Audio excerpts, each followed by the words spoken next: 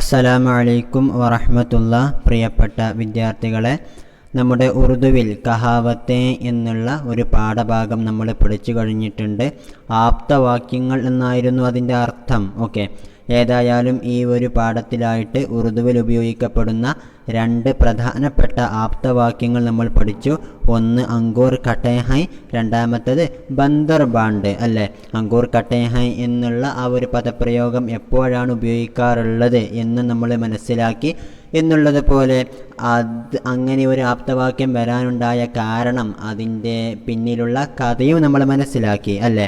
എന്നുള്ളത് പോലെ രണ്ടാമത്തതായിട്ട് ബന്ദർ ബാണ്ട് എന്ന് പറയുന്ന മറ്റൊരു ആപ്തവാക്യവും എന്നുള്ളത് പോലെ അത് എപ്പോഴാണ് നമ്മൾ ഉപയോഗിക്കേണ്ടത്, അതിന് പിന്നിലുള്ള കഥ എന്താണ് എന്നിത്യാദി കാര്യങ്ങളൊക്കെ കഴിഞ്ഞ 2 ക്ലാസ്സുകളിലായിട്ട് നമ്മൾ വിശദമായിട്ടും പഠിച്ചിട്ടുണ്ട്, മനസ്സിലാക്കിയിട്ടുണ്ട് അല്ലേ.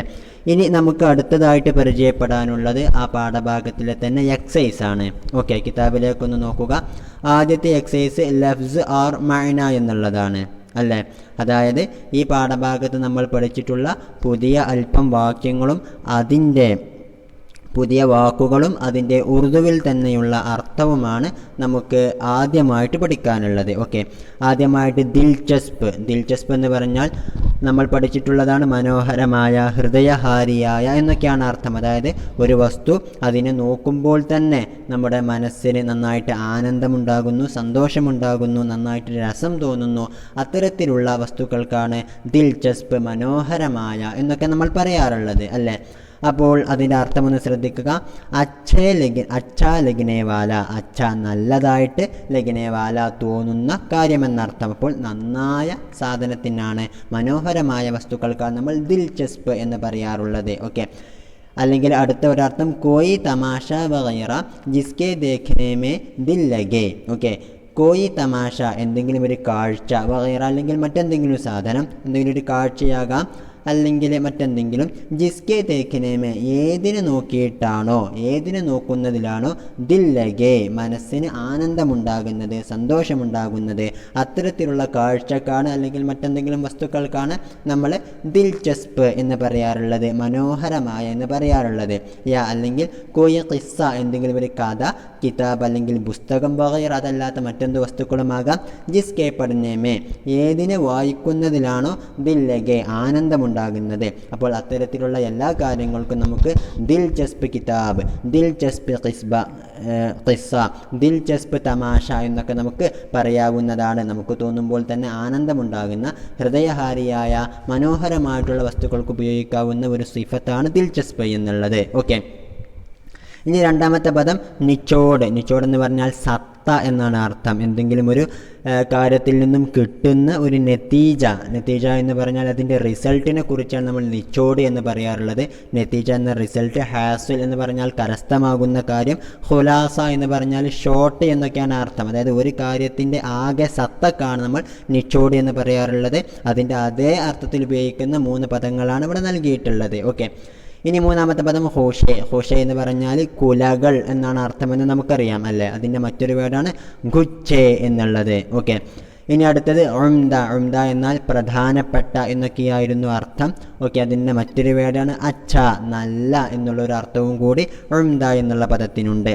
ഇനി അടുത്ത വാക്ക് റുഹ്. റുഹ് എന്ന് പറഞ്ഞാൽ നമുക്കറിയാം ചെഹ്റ എന്നാണ്, മുഖം എന്നാണ് അർത്ഥം. പിന്നെ മറ്റൊരു അർത്ഥവും കൂടിയുണ്ട് സിമത്ത്. സിമത്ത് എന്ന് പറഞ്ഞാൽ ഭാഗം എന്നാണ് അർത്ഥം. ഈ 2 അർത്ഥത്തിലും റുഹ് എന്നുള്ള പദം ഉറുദുവിൽ ഉപയോഗിക്കാറുണ്ട്. ഇനി അടുത്തത് നിഡാൽ. നിഡാൽ എന്ന് പറഞ്ഞാൽ തക്കാഹുവ, ക്ഷീണിച്ച എന്നാണ് അർത്ഥം. ക്ഷീണമുള്ള, ക്ഷീണിതനായ എന്നൊക്കെയാണ് നിഡാൽ എന്ന് പറഞ്ഞാലുള്ള അർത്ഥം. അത് കഴിഞ്ഞിട്ട് സുറഹ്. സുറഹ് എന്നാൽ ചുവപ്പ്, ലാൽ എന്നാണ് അർത്ഥം. ഐബ് എന്നാൽ ന്യൂനത എന്നാണല്ലോ. അതിൻ്റെ മറ്റുള്ള 2 വാക്കുകളാണ് ബുറായി, തിന്മ, ഖറാബി, മോശത്തരം. ഇത്തരം കാര്യങ്ങൾക്കാണ് നമ്മൾ ഐബ് എന്ന് പറയാറുള്ളത്. ഏതായാലും ഇനി നമുക്ക് രണ്ടാമത്തെ എക്സസൈസ് നോക്കാം. ഗൗർ കീജിയെ, മനസ്സിലാക്കൂ എന്നാണ് അവിടെ ഉള്ളത്. ചിന്തിക്കൂ, മനസ്സിലാക്കൂ. आपने 2 कहावतों के बारे में कहानियाँ पढ़े और देखा कि ये कहावत के पीछे पूरा वाक़या या कहानी होती है. इसी तरह कुछ कहावतें और उनके पीछे मौजूद कहानियाँ पढ़िए. ആപ്പിനെ താങ്കൾ, നെ എന്നുള്ളത് അലാമത്തെ ഫായിലാണെന്ന് നമുക്കറിയാമല്ലോ.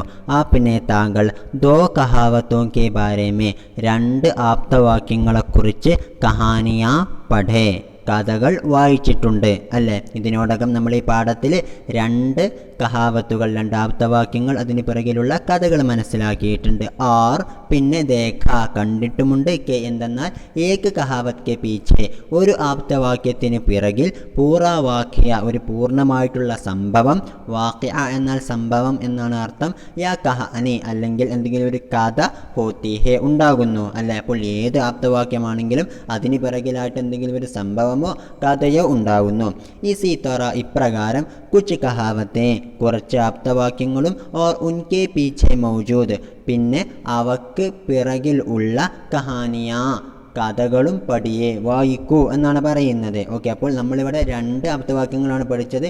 ഇപ്രകാരം ധാരാളം പ്രയോഗങ്ങൾ നമ്മുടെ ഭാഷയിലും ഉറുദു ഭാഷയിലുമൊക്കെ ഉണ്ടാകും. ഏതായാലും അത്തരത്തിലുള്ള ഒരു ആപ്തവാക്യം ഉണ്ടാകാനുള്ള കാരണം, അതിൻ്റെ പിന്നിലുള്ള കഥകൾ എന്തൊക്കെയാണെന്ന് വായിക്കൂ എന്നാണ് ഈ എക്സസൈസിലായിട്ട് പറയുന്നത്. ഓക്കെ, ഇനി മൂന്നാമത്തായിട്ട് സോച്ചിയെ, ബത്തായിയെ, ആർ ലിഖിയെ, ചിന്തിക്കൂ, പറയൂ, എഴുതൂ എന്നാണ് പറയുന്നത്. അതിന് താഴെ നമുക്ക് 5 ചോദ്യങ്ങൾ കാണാം. ആ 5 ചോദ്യത്തിനുമുള്ള ഉത്തരം നിങ്ങൾ സ്വന്തമായിട്ട് എഴുതേണ്ടതാണ്. ഓക്കെ, അലിഫ്, ഒന്നാമത്തെ ചോദ്യം, ജിസ് तरह शेर की बहादुरी मशहूर है उसी तरह घोड़े की कौन सी खूबी मशहूर है. ഓക്കെ, നിങ്ങൾക്കറിയാവുന്നതാണ്. ജിസ് തൊറ, എപ്രകാരമാണോ, ഷേർ കി ബഹാദുരി, സിംഹത്തിൻ്റെ ധീരത, മഷ്ഹൂർ ഹെ, പ്രശസ്തമാകുന്നത്, ഉസി തൊറ അപ്രകാരം, ഘോഡേക്ക് കുതിരയുടെ, കോൺസി ഹൂബി മഷ്ഹൂർ ഹെ, ഏത് നന്മയാണ് മഷ്ഹൂറായിട്ടുള്ളത്, ഏത് നന്മയാണ് പ്രശസ്തമായിട്ടുള്ളത് എന്നർത്ഥം. ഓക്കെ, അപ്പോൾ ഷേറിൻ്റെ ബഹാദുരി പോലെ ഘോഡയുടെ എന്ത് സിഫത്താണ്, വിശേഷണമാണ്, നന്മയാണ് മഷ്ഹൂറായിട്ടുള്ളത് എന്നാണ് ഒന്നാമത്തെ ചോദ്യം. ഇനി രണ്ടാമത്തേത്, ലോമഡിക്കോ ബാഗ്മേ ക്യാ ചീസ് നസറായി, ലോമഡിക്കോ കുറുക്കന്, ബാഗ്മേ തോട്ടത്തിൽ, ക്യാ ചീസ് എന്ത് വസ്തു, നസറായി കണ്ടു. അപ്പോൾ ലോമഡി തോട്ടത്തിൽ വെച്ചിട്ട് എന്ത് വസ്തുവാണ് കണ്ടത് എന്നതാണ് രണ്ടാമത്തെ ചോദ്യം. ഓക്കെ, ഇനി മൂന്നാമത്തേത്, ലോമഡീനെ അങ്കൂറിനെ ഖാനേക്ക് ക്യാ വജ ബതായി, ലോമഡീനെ കുറുക്കൻ, അങ്കൂർ മുന്തിരി, നെ ഖാനേസെ നെ ഖാനേക്ക് തിന്നാത്തതിന്, ക്യാ വജ ബതായി എന്ത് കാരണമാണ് പറഞ്ഞത്. ഓക്കെ, വജ എന്നാൽ കാരണം എന്നാണ് അർത്ഥം. ഓക്കെ, ബത്താന പറയുക, ബത്തായി പറഞ്ഞുവെന്നർത്ഥം. ഓക്കെ, അപ്പോൾ ലോമഡീനെ കുറുക്കൻ, അങ്കൂറിനെ ഖാനേക്ക് ക്യാ വജ ബത്തായി, ആ കുറുക്കൻ മുന്തിരി തിന്നാത്തതിന് എന്ത് കാരണമാണ് പറഞ്ഞത് എന്നാണ് മൂന്നാമത്തെ ചോദ്യം. ഇനി നാലാമത്തത്, ബന്ദർ കഹാം ബൈഠാ ഹുവാ ഥാ और क्या कर रहा था, ബന്ദർ കുരങ്ങൻ, കഹാം ബൈഠാ ഹുവാ ഥാ എവിടെ ഇരിക്കുന്നുണ്ടായിരുന്നു. അപ്പോൾ ആ കുരങ്ങൻ എവിടെയായിരുന്നു ഇരുന്നിരുന്നത്, ഓർ ക്യാ കർ റഹാ ഥാ പിന്നെ എന്ത് ചെയ്തുകൊണ്ടിരിക്കുകയായിരുന്നു എന്നതാണ് നാലാമത്തെ ചോദ്യം. ഇനി അഞ്ചാമത്തേത്, ബില്ലിയോങ്കോ റോട്ടി ക്യൂ നഹി മിലി, ബില്ലിയോങ്കോ പൂച്ചകൾക്ക്, റൊട്ടി ക്യൂ നഹി മിലി എന്തുകൊണ്ടാണ് കിട്ടാതിരുന്നത്. അപ്പോൾ പൂച്ചകൾക്ക് റൊട്ടി കിട്ടാതിരിക്കാനുള്ള കാരണം എന്താണ് എന്നതാണ് അഞ്ചാമത്തെ ചോദ്യം. ഓക്കെ, ഏതായാലും ആ 5 ചോദ്യങ്ങൾക്കും നിങ്ങൾ സ്വന്തമായിട്ട് ഉത്തരങ്ങൾ കണ്ടെത്തി എഴുതേണ്ടതാണ്. ഇനി നാലാമത്തേത് ശ്രദ്ധിക്കുക, ഖാലി ജഗോങ്കോ നീച്ചെ ലിഖേ ഹുയെ സഹീഹ് അൽഫാസ് സെ പൂറാ കീജിയെ, ഖാലി ജഗോങ്കോ കാലിയായി കിടക്കുന്ന സ്ഥലങ്ങളെ, നീച്ചെ ലിഖേ ഹുയെ താഴെ എഴുതപ്പെട്ടിട്ടുള്ള, സഹീഹ് അൽഫാസ് സെ ശരിയായിട്ടുള്ള പദങ്ങളാൽ, പൂറാ കീജിയെ പൂർത്തിയാക്കൂ എന്നതാണ് ചോദ്യം. ഓക്കെ, അതിന് താഴെ നമുക്ക് 6 ജുംലകൾ കാണാം. ആ ഓരോ ജുംലയിലും ഒരു ഡാഷ് നമുക്ക് കാണാം അല്ലേ. അതാണ് ഖാലി ജഗ, ആ കാലിയായ ഭാഗം എന്നതുകൊണ്ട് ഉദ്ദേശിക്കുന്നത്. അവിടെ ഓരോ സ്ഥലത്തും അതിന് മുമ്പ് തന്നെയുള്ള ആ 6 പദങ്ങളിൽ നിന്നും ഓരോന്നും കണ്ടെത്തി എഴുതാനാണ് പറയുന്നത്. ഖബ്സ, ഉംദ, ഗിസ, മുഹ്, ഇൻസാഫ്, നീയത്ത് എന്നുള്ള ഈ 6 പദങ്ങളാണ് നമ്മളിത് പൂരിപ്പിക്കാൻ വേണ്ടിയിട്ട് ഉപയോഗിക്കേണ്ടത്. ഏക് ദിൻ ഏക് ലോമഡി അപ്നി ഡാഷ് കി Talaash may നിഖ്ലി, 2 ലോമഡി K dash may പാനി ഭരായ, 3 ലോമഡി ने कहा डैश चीज़ आसानी से हाथ कहाँ आती है, 4 बंदर खुद रोटी पर डैश जमाने की फिक्र में था, അഞ്ചാമത്തത്, ബില്ലിയോനെ കുച്ച് ദേർ സോച്ച और बंदर से कहा കെ ഭയ്യ തും ഹി ഡാഷ് കർ ദോ. ഇനി ആറാമത്തത് തുമാരി ഡാഷ് കി ഖറാബീനെ പഹ്ലെ ഹി കാം ബിഗാഡ് ദിയ. ഓക്കെ, ഈ 6 സെൻറ്റൻസുകളും നമ്മൾ പാഠഭാഗത്തിൽ പഠിച്ചിട്ടുള്ളതാണ്. അപ്പോൾ അവിടെ വിട്ട ഭാഗത്ത് എന്താണ് ഉള്ളത് എന്ന് വെച്ചാൽ അത് നിങ്ങൾ നോക്കിയിട്ട് പൂരിപ്പിക്കേണ്ടതാണ്. ഓക്കെ, ഇനി അടുത്ത എക്സസൈസ് ഒന്ന് ശ്രദ്ധിക്കുക. പുതിയ വാക്കുകൾ ഉണ്ടാക്കാനുള്ള ഒരു രൂപമാണ്. ഓക്കെ, റസ്ദാർ കെ മായനെ ഹൈ രസേല. റസ്ദാർ എന്ന് പറഞ്ഞാൽ നമുക്കറിയാം രുചിയുള്ള എന്നാണ് അർത്ഥമല്ലേ. റസ് എന്ന് പറഞ്ഞാൽ രുചി, രസം എന്നൊക്കെയാണ് അർത്ഥം. അതിനോടൊപ്പം ദാർ എന്നുള്ള പദവും കൂടി ചേർന്നാൽ രുചിയുള്ള എന്നായിട്ട് മാറുന്നു. ഓക്കെ, അപ്പോൾ അങ്ങനെയാണ് നമ്മൾ ഉള്ള ഒരു വസ്തു ഉള്ള എന്നുള്ളതിന് നമ്മൾ ദാർ എന്നുള്ള പദമാണ് ചേർക്കാറുള്ളത്. ഒന്ന് ശ്രദ്ധിക്കുക. റസ്ദാർ കെ മൈന, റസ്ദാർ എന്ന് പറഞ്ഞതിനുള്ള അർത്ഥം ഹൈ ആകുന്നു രസേല, രസമുള്ളത് എന്നാകുന്നു, രുചിയുള്ളത് എന്നാകുന്നു. എന്നാൽ യേ ദോ ലഫ്സോ, ഈ 2 പദങ്ങളും റസ് ഓർ ദാർ കോ മിലാക്കർ ബനാ ഹെ. ഈ റസ്ദാർ എന്നുള്ള പദം ദോ ലഫ്സോ 2 പദങ്ങൾ, അതേതൊക്കെയാണ്? റസ് ഓർ ദാർ, റസ് എന്നുള്ള ദാർ എന്നുള്ള 2 പദങ്ങൾ കോ മിലാക്കർ അവയെ ചേർത്തിട്ട് ബനാഹെ ഉണ്ടായതാകുന്നു അല്ലെ. റസ്ദാർ എന്നുള്ള പദം റസ് ദാർ എന്നുള്ള 2 പദങ്ങൾ ചേർത്തിട്ടുണ്ടായതാണ്. ആപ് ഭി ദിയേ ഹുയേ ലഫ്സോं के साथ ദാർ ലിഖിയേ ഓർ നയേ ലഫ്സ് ബനായേ. അപ്പോൾ നിങ്ങളും എന്ത് ചെയ്യണം? താഴെ 8 പദങ്ങൾ നൽകിയിട്ടുണ്ട്. ആ 8 പദങ്ങളോടൊപ്പം ദാർ എന്നുള്ള പദം ചേർത്താൽ അത് ഉള്ള എന്നുള്ളൊരു അർത്ഥം ലഭിക്കും. അങ്ങനെ ചേർത്താനാണ് പറയുന്നത്. ആബി താങ്കളും ദിയേ ഹുയേ ലഫ്സോं के साथ ഇവിടെ നൽകപ്പെട്ടിട്ടുള്ള പദങ്ങളോടൊപ്പം പദങ്ങളോടുകൂടെ ദാർ ലിഖിയേ, ദാർ എന്നുള്ള പദം എഴുതൂ. ഓർ പിന്നീട് നയേ ലഫ്സ് ബനായേ, അങ്ങനെ പുതിയ പദങ്ങൾ ഉണ്ടാക്കൂ എന്നതാണ് 5ാമത്തെ എക്സസൈസിൽ പറയുന്നത്. ഓക്കെ, അപ്പോൾ 1ാമത്തേത് ചൗക്കി. ചൗക്കി എന്ന് പറഞ്ഞാൽ കസേര എന്നാണ് അർത്ഥം. സംരക്ഷണം എന്നൊക്കെ അർത്ഥമുണ്ട്. ഓക്കെ, അപ്പോൾ അതിനോടൊപ്പം നമ്മൾ ദാർ എന്ന് ചേർക്കുക. അപ്പോൾ കസേരയുള്ളവൻ എന്നായിരിക്കും നമുക്ക് അർത്ഥം കിട്ടുക. അതിൻ്റെ അർത്ഥം എന്താണ്? കാവൽക്കാരൻ എന്നാണ് ചൗക്കിദാർ എന്ന് പറഞ്ഞാലുള്ള അർത്ഥം. ഓക്കെ, അതായത് ഏത് കാവൽക്കാരനാണെങ്കിലും അവന് രാത്രി ഇരിക്കാൻ വേണ്ടിയിട്ടൊരു കസേര ഉണ്ടാകും. അങ്ങനെയാണ് ചൗക്കിദാർ എന്നുള്ള പേര്, അതിൻ്റെ അർത്ഥം കാവൽക്കാരൻ എന്ന് വന്നിട്ടുള്ളത്. ഓക്കെ, ഇനി അടുത്തത് വഫ. വഫ എന്ന് പറഞ്ഞാൽ വാഗ്ദത്ത പൂർത്തീകരണം എന്നാണ് അർത്ഥം. അതായത് എന്തെങ്കിലും ഒരു കരാർ ചെയ്താൽ അത് പൂർത്തീകരിക്കുക എന്നുള്ളതാണ് വഫ എന്ന് പറഞ്ഞാൽ. അപ്പോൾ അതിനോടൊപ്പം വഫാദാർ എന്ന് പറഞ്ഞാൽ എന്തായിരിക്കും അർത്ഥം? വാഗ്ദാനങ്ങൾ പൂർത്തീകരിക്കുന്നവൻ. ഓക്കെ, സമജ് എന്ന് പറഞ്ഞാൽ ബുദ്ധി എന്നാണ് അർത്ഥം, അല്ലെങ്കിൽ മനസ്സിലാക്കാനുള്ള കഴിവ് എന്നാണ് അർത്ഥം.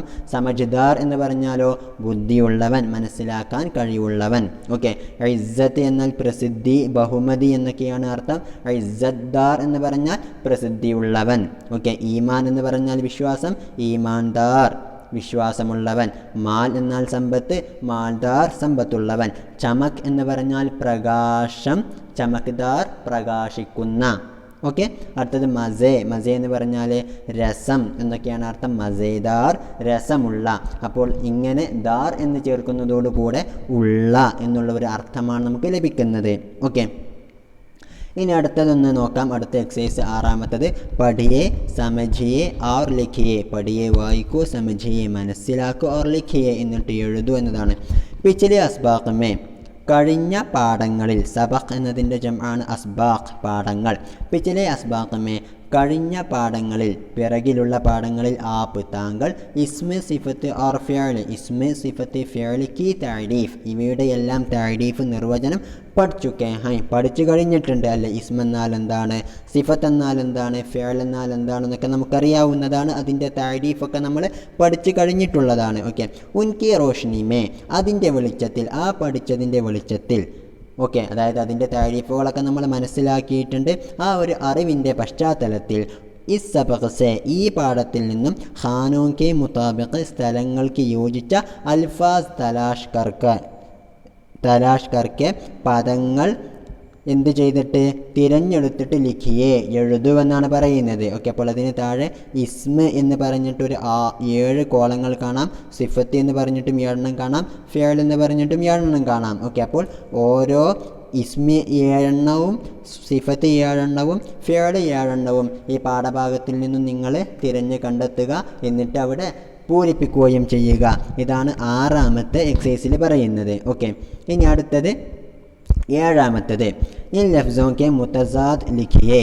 ഇൻ ലഫ്സോं के താഴെ നൽകിയിട്ടുള്ള പദങ്ങളുടെ മുതസാദ് ലിഖിയെ, ലിദ്ദുകൾ എഴുതൂ, വിപരീത പദങ്ങൾ എഴുതൂ എന്നതാണ് ചോദ്യം. ഓക്കെ, അതിന് താഴെ ബഹാദുർ, വഫ, പാനി, ഖട്ടെ, അന്തർ, ബുരി, ഛോട്ട, ആസാനി, ഉംദ എന്നുള്ള 9 പദങ്ങൾ കാണാം. ഈ 9 പദങ്ങൾക്കുമുള്ള ലിദ്, അതിൻ്റെ വിപരീത പദം എഴുതാനാണ് പറയുന്നത്. ഒന്ന് ശ്രദ്ധിക്കുക. ബഹാദുർ എന്ന് പറഞ്ഞാൽ ധീരനായ എന്നാണ് അർത്ഥം. അതിൻ്റെ ഓപ്പോസിറ്റ് ബുസ്ദിൽ എന്നാണ്, അതായത് വളരെ ഭീരുവായിട്ടുള്ള എന്നാണ് ബുസ്ദിൽ എന്ന് പറഞ്ഞാലുള്ള അർത്ഥം. ഓക്കെ, വഫ എന്ന് പറഞ്ഞാൽ വാക്തത്വ പൂർത്തീകരണം, അതിൻ്റെ ഓപ്പോസിറ്റ് ബേ വഫ എന്നുള്ളതാണ്. പാനി എന്നാൽ വെള്ളം, ആഗ് എന്നാണ് അതിൻ്റെ ഓപ്പോസിറ്റ്, തീ എന്നാണ് അതിൻ്റെ അർത്ഥം. ഓക്കെ, ഖട്ടെ എന്ന് പറഞ്ഞാൽ പുളിയുള്ള എന്നാണ് അർത്ഥം, അതിൻ്റെ ഓപ്പോസിറ്റ് മീഠേ, ഓക്കെ, മധുരമുള്ള എന്നർത്ഥം. അന്തർ എന്നാൽ ഉള്ളിൽ എന്നാണ് അർത്ഥം, അതിൻ്റെ ഓപ്പോസിറ്റ് ബാഹർ, പുറത്ത്. ഓക്കെ, ബുരി എന്നാൽ മോശപ്പെട്ട എന്നാണ് അർത്ഥം, അതിൻ്റെ ഓപ്പോസിറ്റ് അച്ചി, നല്ലതായ. ഛോട്ട എന്നാൽ ചെറിയ എന്നാണ് അർത്ഥം, അതിൻ്റെ ഓപ്പോസിറ്റ് ബഡ, വലിയ. ആസാനി എന്നാൽ എളുപ്പം എന്നാണ് അർത്ഥം, അതിൻ്റെ ഓപ്പോസിറ്റ് മുഷ്കിൽ, പ്രയാസം. ഓക്കെ, ഉംദ എന്ന് പറഞ്ഞാൽ നമ്മൾ നേരത്തെ പഠിച്ചിരുന്ന അച്ഛ, നല്ല എന്നാണ് അർത്ഥം, അതിൻ്റെ ഓപ്പോസിറ്റാണ് ബദ്ദർ, മോശമായിട്ടുള്ള. ബാ, ദാല്, താ, റ എന്നിവ ചേർന്നിട്ടാണ് ബത്തർ എന്ന് നമ്മൾ എഴുതേണ്ടത്. ഓക്കെ, ഏതായാലും അതൊക്കെ നിങ്ങളൊന്ന് എഴുതിയിട്ട് പൂരിപ്പിക്കുക. ഇനി അടുത്തതായിട്ട് നീച്ചെ ദിയേ ഹുയെ ജാൻവറോं की बोलियों को उनकी तस्वीरों के सामने लिखिए. ഓക്കെ, നീച്ചെ ദിയേ ഹുയെ താഴെ നൽകപ്പെട്ടിട്ടുള്ള ജാൻവറോं की बोलियों को, ജാൻവറോं की മൃഗങ്ങളുടെ അല്ലെങ്കിൽ ജന്തുക്കളുടെ, ജീവികളുടെ, बोलियों को സംസാരങ്ങളെ, उनकी तस्वीरों के सामने അവയുടെ ചിത്രങ്ങളുടെ മുന്നിലായിട്ട് ലിഖിയെ എഴുതുവെന്നാണ് പറയുന്നത്. ഓക്കെ, അപ്പോൾ നമ്മൾക്ക് ഒരു വട്ടത്തിൽ കുറേ ജീവികളുടെ പേരും അവ ഉണ്ടാക്കുന്ന ശബ്ദവും കാണാം. അതിന് താഴെയായിട്ട് 6 ജീവികളെയും കാണാം അല്ലേ. അപ്പോൾ ഈ 6 ജീവികൾക്കും നേരെയുള്ള ആ ഡാഷ് ഇട്ടയിടത്ത് അവരുടെ ശബ്ദമാണ് നമ്മൾ എഴുതേണ്ടത്. ഓക്കെ, അവരുടെ ശബ്ദങ്ങളൊക്കെ മുകളിൽ തന്നെ നമുക്ക് പറഞ്ഞു തരുന്നുണ്ട്. ആദ്യം കോയൽ. കോയൽ എന്നാൽ കുയിൽ എന്നാണ് അർത്ഥം, അതിൻ്റെ ശബ്ദം കൂ കൂ എന്നായിരിക്കും. ഓക്കെ, അടുത്തത് ബില്ലി എന്നാൽ പൂച്ച എന്നാണ്, അതിൻ്റെ ശബ്ദം മ്യാവു മ്യാവു എന്നായിരിക്കും.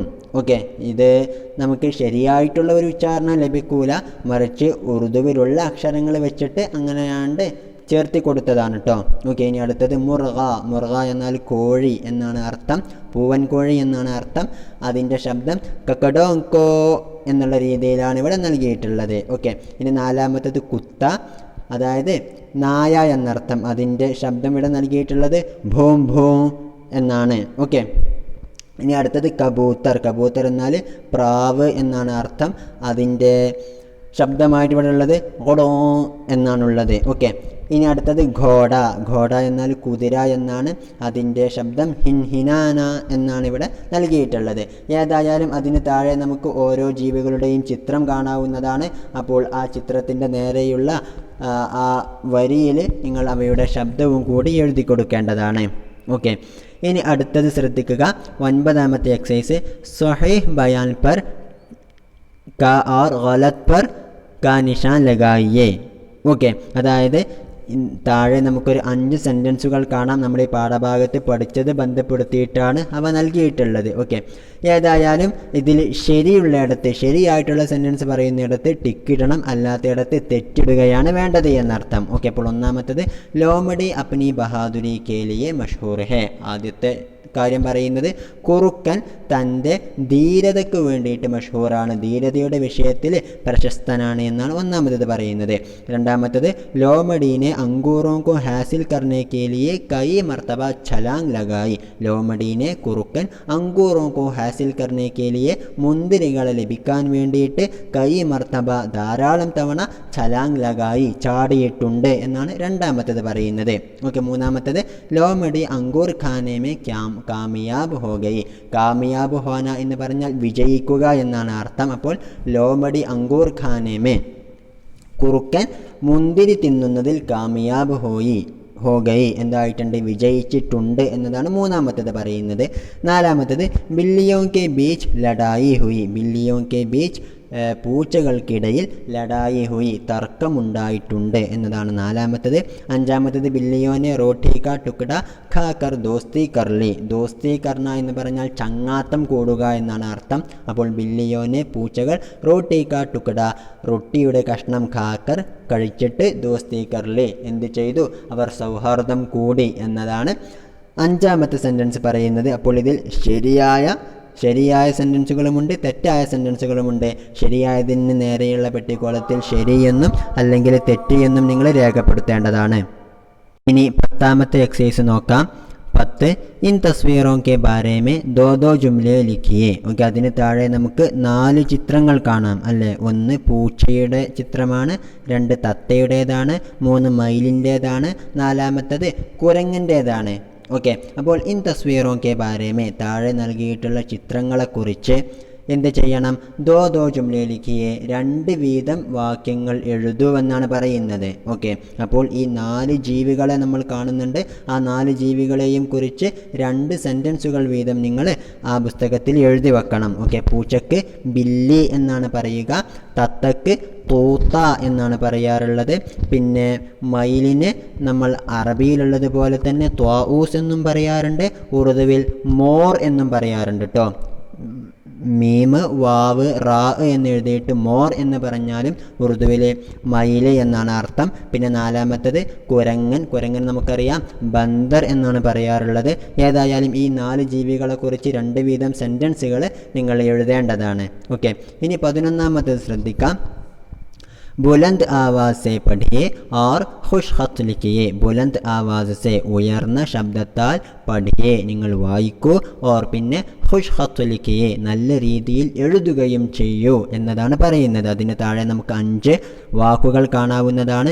ആ 5 വാക്കുകളെയും അവിടെ കാണുന്നത് പോലെ തന്നെ വൃത്തിയായിട്ടുള്ള രൂപത്തിൽ നിങ്ങൾ ആ പുസ്തകത്തിലുള്ള ഡാഷിട്ട ഭാഗത്ത് എഴുതുകയും വേണം. ഓക്കെ, ഒന്നാമത്തത് ചാൽബാസി എന്നാൽ യുക്തി, തന്ത്രം എന്നൊക്കെയാണ് അർത്ഥം. അത് എഴുതിയിരിക്കുന്ന രൂപം ശ്രദ്ധിക്കുക, എന്നിട്ട് അവിടെ അത് എഴുതി വെക്കുകയും ചെയ്യുക. ഓക്കെ, ഖൂംതി എന്നാൽ നമുക്കറിയാവുന്നതാണ്, ഖൂംന എന്നൊക്കെ പറഞ്ഞാൽ ചുറ്റിക്കറങ്ങുക എന്നാണ് അർത്ഥം. ഫലാങ്ക് എന്നാൽ ചാട്ടം എന്നാണ്, ഖബ്സ എന്നാൽ കൈപ്പിടി എന്നാണ് അർത്ഥം കേട്ടോ. ഓക്കെ, അടുത്തത് മൗക്ക എന്നാൽ അവസരം എന്നാണ് അർത്ഥം.